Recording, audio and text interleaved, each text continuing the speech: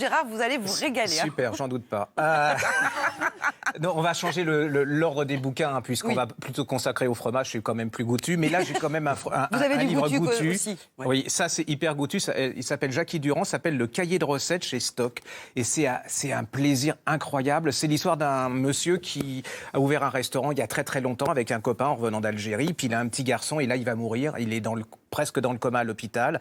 Et ce petit garçon, enfin cet adulte qui va devenir aussi cuisinier, qui est cuisinier, va voir son père.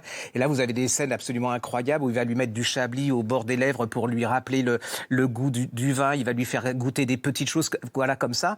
Et puis, ce monsieur, il avait un cahier de recettes. Il a disparu, le cahier de recettes. Et c'est la recherche de toutes ces recettes, mais surtout l'histoire d'amour entre trois hommes. C'est-à-dire ce monsieur qui a monté ce restaurant, plus son ami. Et vous avez...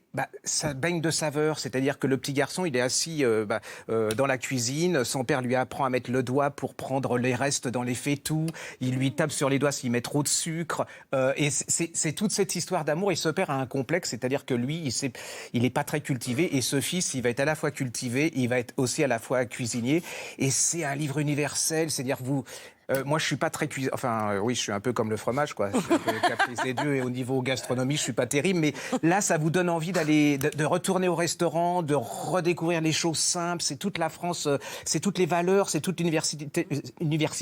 Oui, enfin, tout ce qui est universel dans la France. Et vous ressortez de là-dedans, le monsieur, il va mourir, mais vous êtes en larmes, et c'est plein d'émotions. C'est la première fois qu'un livre où on parle de cuisine, de nourriture et de gourmandisme m'émeut à ce point-là. C'est une pure merveille, vous pouvez l'offrir. Alors, à partir de 14 ans, vous allez voir, ça se trouve, ça va leur donner envie de faire de la cuisine, d'être cuisinier, d'être gourmand et tout. C'est vraiment de l'émotion et de la saveur, quoi. Je veux dire, je peux pas. Ça m'est tombé sur la tête, ça.